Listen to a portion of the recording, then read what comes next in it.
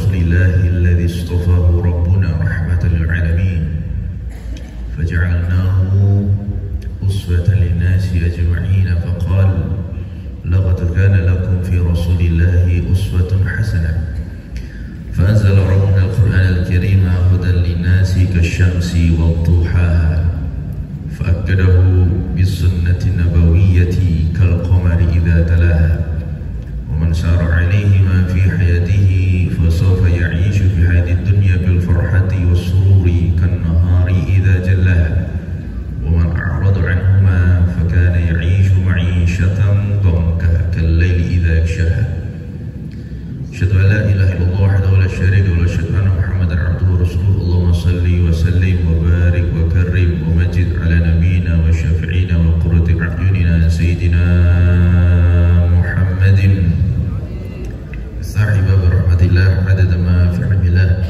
صلاة وسلاما دائمين بدوام الله وعلى آله وصحبه حضرة المتعلمين yang saya hormati Bapak Rektor, Bapak Prof. Haidi Hasan, juga Bapak Wakil Rektor, Bapak Muhammad Sodik, juga Bapak Pengelola Masjid Sunan Kalijaga, Pak Rahmat Rizmianto, juga wonten Bapak Muhammad Zakirianto sedang menghormati alhamdulillah. Yatro apa jenenge yatro? KMN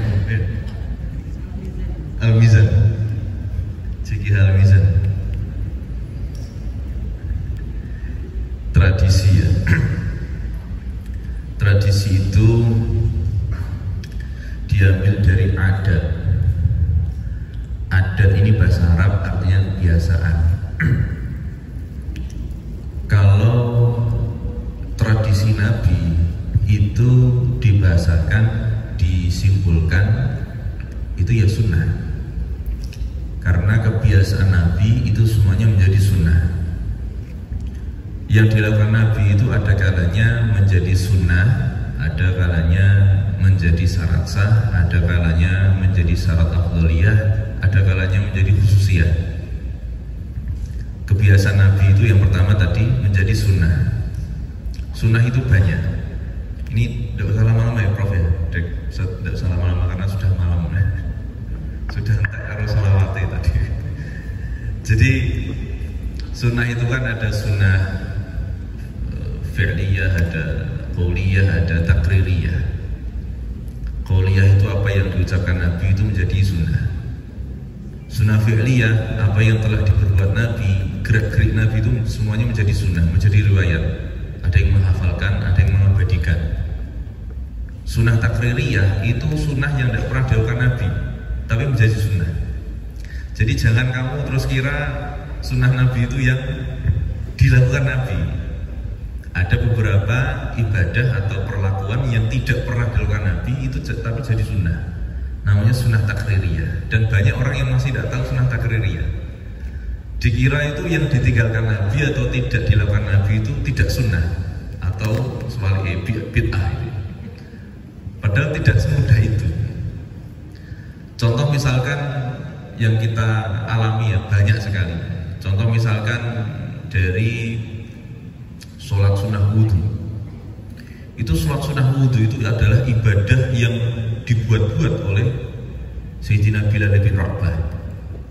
Itu kata Kanjeng Nabi, ya Bilal, sami'tu dafa na'laika fil jannah. Saya itu mendengar gesekan sendalmu di surga. Kamu tuh punya amalan apa? Terus kata Bilal, ya Rasulullah, saya itu tidak punya amalan apa-apa. Puasa saya biasa aja, sholat saya cuma yang wajib-wajib saja. Tapi saya itu mencintai engkau dari sisi sholat sunnah 2 rakaat setelah wudhu. Akhirnya menjadi sholat sunnah wudhu. Dan kata Rasulullah, lanjutkan, tidak apa-apa, bagus.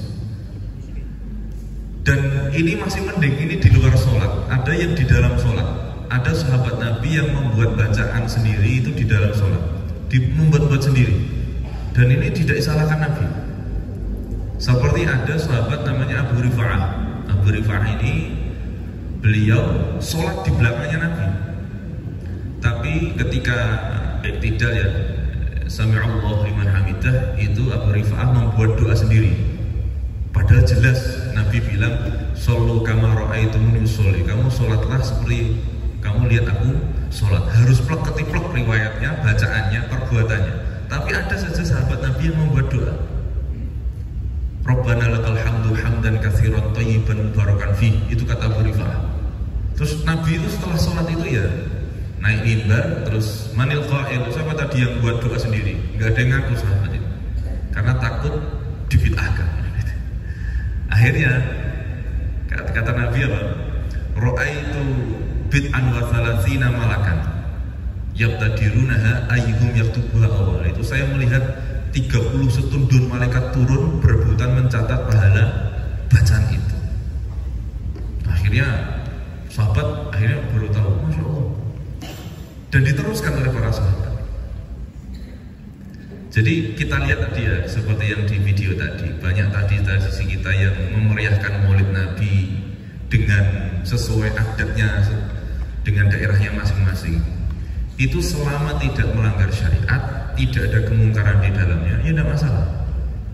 Karena yang paling diwujudkan mereka masing-masing ini, yang mereka wujudkan adalah al-farah, yaitu bangga, senang ketika Nabi lahir.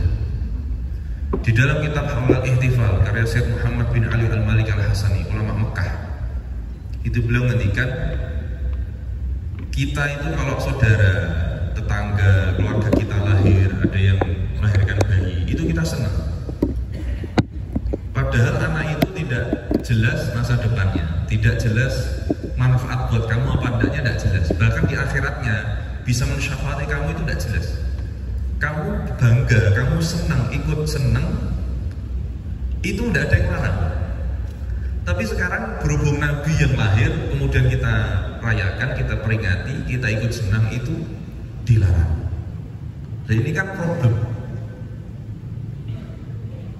Kemudian kata Syekh Muhammad apa? Wala yasihu li'aqilin an yas'ala limadza tahtafilun. Orang waras tenan, orang mukmin yang waras itu tidak mungkin kamu tanya kenapa kamu memperingati Maulid Nabi. Li'annahu karnahu yaqul lima tafrahuna bin nabi. Sama saja kamu tanya kenapa kamu senang punya Nabi. Kenapa kamu senang punya Nabi? Kan aneh. Nabi sendiri kok senang? Tidak boleh. Abu Lahab, kenal Abu Lahab? Enggak kenal, saya tidak kenal. Abu Lahab itu ketika lahirnya Nabi itu punya budak namanya Thaibah al-Aslamiyah. Dibebaskan sama Abu Lahab. Ya Thaibah al-Aslamiyah, aku di ponakan lahir, saya punya keponakan saya lahir. Siti Aminah itu sedang melahirkan. Kamu tak bebaskan, kamu sekarang ikut urun. Kok bahasa Jawanya ikut urun. Kamu sekarang membantu persalinannya Muhammad keponakan. Akhirnya gara-gara itu di dalam kitab Sahih Bukhari Muslim jelas riwayatnya. Yukhaffafu anhu lisururi bi Ahmad, yukhaffafu anhu al-'adzab. Setiap hari Senin diringankan azabnya oleh Allah Subhanahu wa taala. Makanya di dalam syairnya Damaskus itu masyhur dikatakan idza kana hadza kafiran ja'adhamu bi tabat yadahu fil jahim mukhalladan. Ini saja Abu Lahab yang jelas-jelas kafirnya. Saking kafirnya dinas di dalam Al-Qur'an, di dalam surat Al-Lahab, tabat yada abi lahab. Itu saja setiap hari Senin diringankan azabnya. Fama dzanu bi abdil ladzi tula umrihi masrurun wa matan wahidan. Lalu bagaimana dengan kita yang jelas-jelas Islam, dari lahir Islam, ikut senang? Itu tidak hanya diringankan azabnya, tapi kita dijamin, kita dihindarkan dari api neraka Allah Subhanahu wa taala. Itu seperti itu. Nah, makanya di dalam kitab Al-Ittifal, jadi kita ngaji. Jadi hari ini kita merawat tradisi dengan ngaji. Bukan dengan tarian. Tidak harus ada tarian perut, ada tarian apa. Ini harusnya hadroh yang berpenampilan setelah dia sholawat, dia penampilannya ya apalah terserah. Nah, kata Syed Muhammad apa? Misalkan kamu ditanya sama teman-temanmu, terutama temanmu UGM lah misalnya. Ini alhamdulillah yang mengadakan sholawatan cuma II sama Win. Biasanya saya diundang UGM. Mungkin sudah beda. Nah itu Syed Muhammad bilang apa? Inna awwala man ihtafala bil maulidin nabi wa huwa sahibul maulid. Kalau kamu ditanya apakah Nabi pernah memperingati maulid Nabi, jawabannya pernah. Justru orang yang pertama kali memperingati maulid Nabi itu maulid Nabi sendiri, sahibul maulid, Nabi itu sendiri. Hina ma yus'alu an shaum yaumil itsnain, ketika Nabi ditanya kenapa puasa di hari Senin, Nabi jawab, "Dzaka yauma wulidtu wa ub'atsu fihi." Di hari Senin aku berpuasa karena aku dilahirkan. Sehingga di dalam budaya tradisi kita itu ada namanya mosoni weton. Ya, ada mosoni weton. Itu Nabi memuasai hari lahirnya. Dan itu tidak masalah. Itu bukti yang kuat bahwasanya peringatan maulid Nabi yang paling bagus, yang paling benar itu ya dengan puasa, khususnya di hari Senin. Nah di hari Senin saja kenapa kok sangat diperingati, dimuliakan? Karena lahirnya Nabi Muhammad. Kalian kalau cek ya di hari Jumat, ini sekarang hari Jumat Jumat malam Sabtu ya, Jumat lah kita. Jumat itu kalau kalian cek hadis itu banyak sekali fadilahnya. Wa inna min afdhali ayyamikumul Jumat. Disebut Sayyidul Ayyam, rajanya hari. Kenapa disebut rajanya hari? Dicek lagi kalau kita belajar. Wa fihi as-saqqah. Di dalamnya terdengar trompet sangkakala nanti di hari Jumat.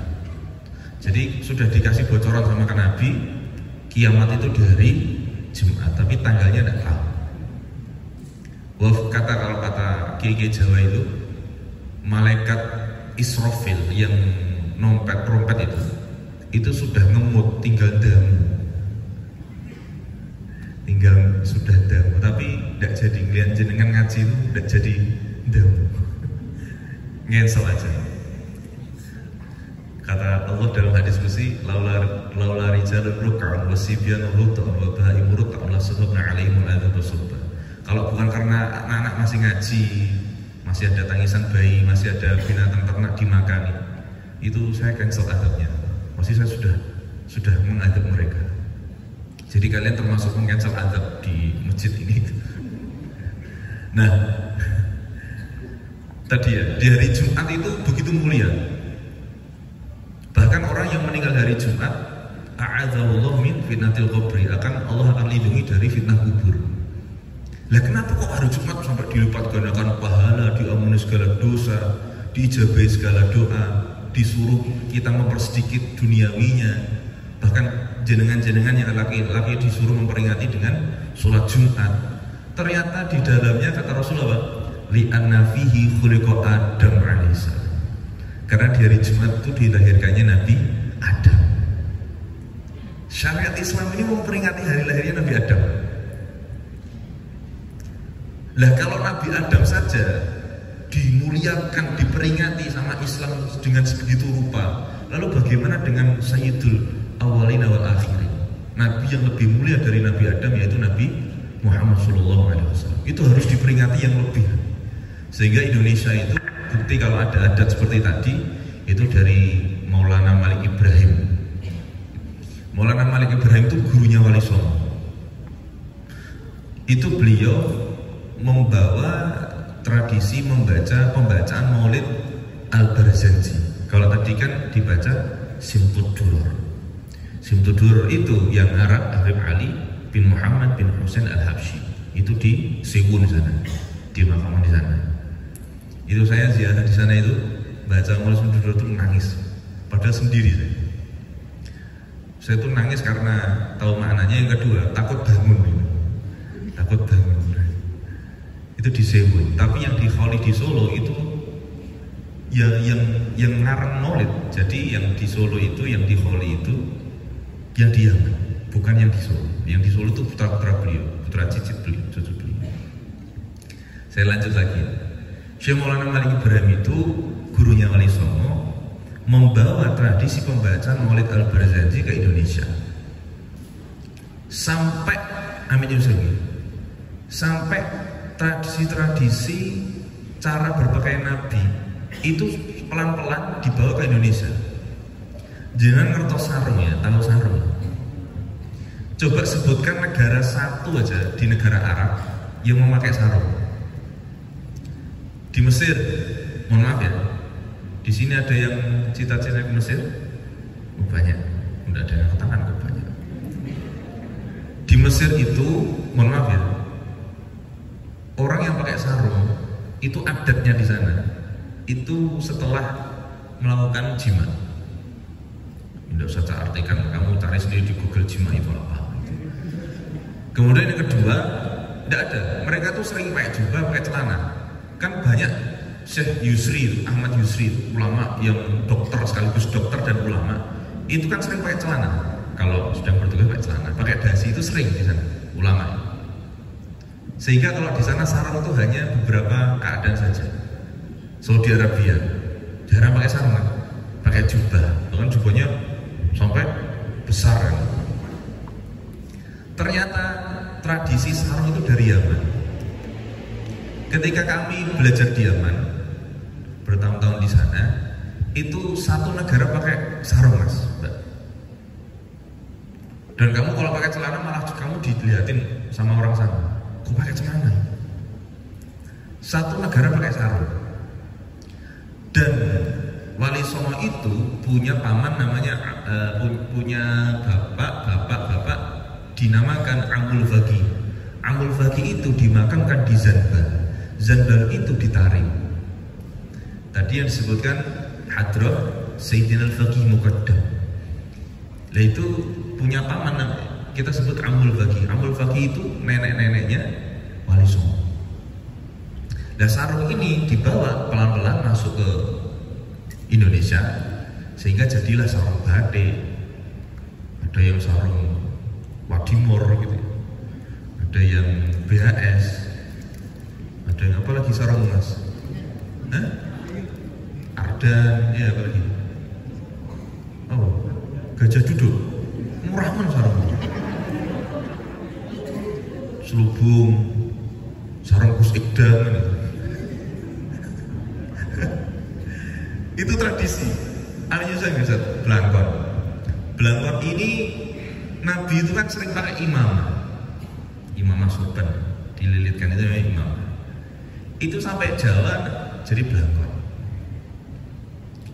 Akhirnya Sunan Kalijaga ini benar Sunan Kalijaga benar ya. Nah Sunan Kalijaga itu Demak itu kebanyakan pakai peci hitam. Nabi itu tidak pernah maksyufar roksi. Maksyufar roksi itu terbuka kepalanya. Maknanya selalu pakai penutup kepala. Hatta di kamar mandi, walaupun di kamar mandi. Jadi Nabi itu selalu menutup kepalanya. Sehingga beliau ya guru-gurunya termasuk Wali Songo itu membuat adat peci songkok gitu. Saya sudah terdikte peci hitam, meskipun dulu saya peci putih kan itu.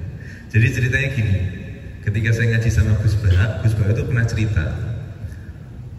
Karena cerita ini saya sering pakai peci hitam, jadi gini. Tapi saya tidak nyalahkan peci putih loh ya. Karena dulu saya juga peci putih loh.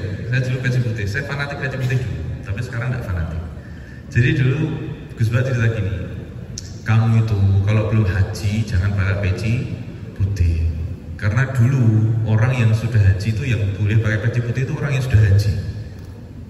Dulu peci putih itu harganya 5.000. Mosok kamu belum haji, terus kamu beli ketu peci 5.000 nyanyi yang sudah haji.